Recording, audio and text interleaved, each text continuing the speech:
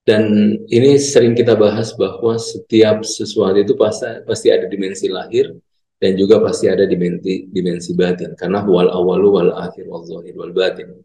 Karena dia awal, dia akhir, dia zahir dan dia batin. Maka setiap awal pasti ada akhir, setiap akhir pasti ada awal. Zohir pasti ada batin, batin pasti ada zohir. Khususnya kepada hakikat yang tidak terbatas. Nah, karena Tuhan tidak terbatas, dia ada awal, akhir, dan batin, maka ciptaannya pun tidak terbatas. Nah, ciptaannya ini pasti memiliki dimensi lahir dan juga pasti memiliki dimensi batin. Nah, secara hukum fikih, wudhu kita itu batal kalau kita buang air atau tidur ya. Jadi kalau tidur atau buang air, maka kita wajib mengulang wudhu kita. Karena kalau kita melakukan dua hal ini, maka batal. Nah, dimensi batinnya juga sebenarnya seperti itu. Itu kalau kita berdusta dan melakukan kezaliman, maka wudhu kita batal. Maksudnya, kita tidak lagi punya dimensi kesucian. Karena kita tidak punya dimensi kesucian, otomatis kita tidak bisa naik ke langit rohani. Jadi, hadis tentang as-salatu mi'rajul mu'min itu otomatis itu tidak lagi terkait dengan diri kita karena dusta dan kezaliman telah kita lakukan. Seperti itu. Jadi kalaupun toh kita mendapatkan sesuatu ya itu hanya dimensi lahir. Tapi dimensi batinnya itu kita tidak raih. Nah ini bagaimana lahir dan batin itu terkait ya satu sama lain. Jadi lahirnya melakukan seperti ini membatalkan, nah batinnya pun yang batal seperti itu. Dan ini terjadi di seluruh bentuk ibadah. Seluruh ibadah bukan cuma di wudhu, tapi seluruh bentuk ibadah pasti ada dimensi seperti ini. Nah, makanya eh, penting untuk melihat secara komprehensif, tidak hanya dimensi lahir, tapi juga dimensi batin. Dan tentu ini akan membantu kita untuk lebih bisa mendapatkan satu bentuk rasa kehusyuan di dalam diri. Bisa merasakan sesuatu kalau misalnya adab-adab ini kita patuhi dengan baik. Nah ini ada ayatnya juga di Innamal musyrikin najis. Najasun. Sungguhnya orang musyrik itu najis. Nah, orang yang berbuat maksiat kepada Tuhan itu hakikatnya musyrik karena dia penentangan kepada Tuhan. Jadi ini kita mengenai musyrik lebih luas. Makanya di ayat lain wa ma yu'minu aktsaruhum billahi illa wa hum musyrikun, dan ayat ini sering kali kita bahas ayat ini bahwa kebanyakan orang mukmin itu musyrik.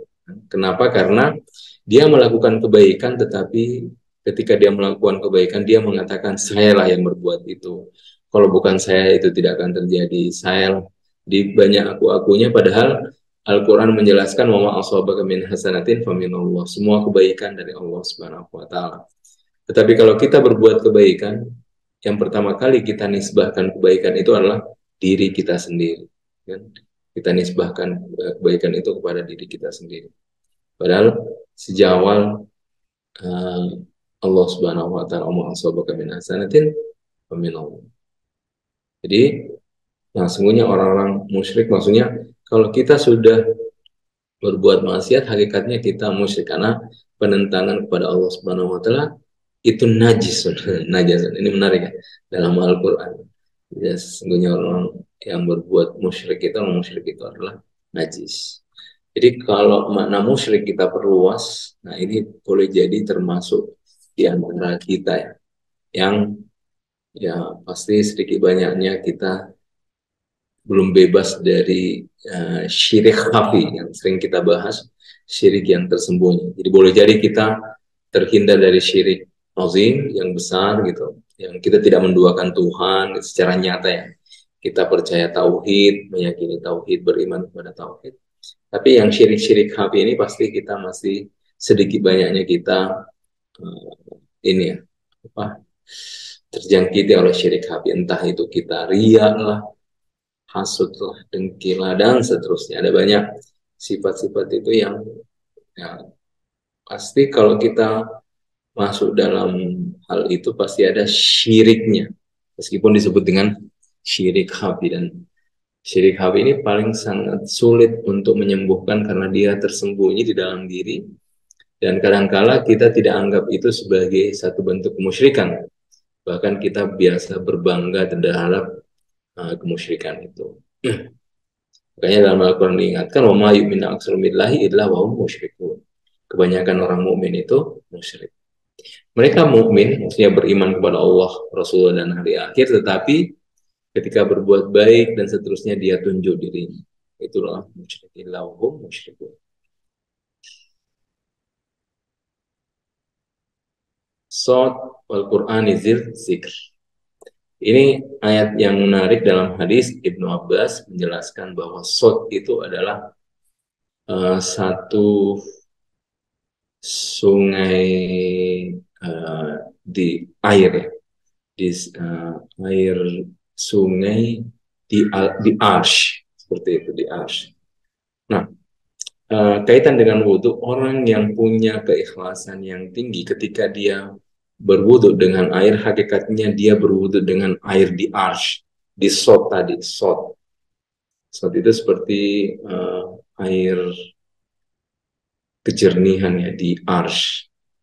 Di orang yang benar-benar melakukan wudhu dengan penuh keikhlasan tadi, hakikatnya dia mengambil air di ars. Itu simbol batinnya.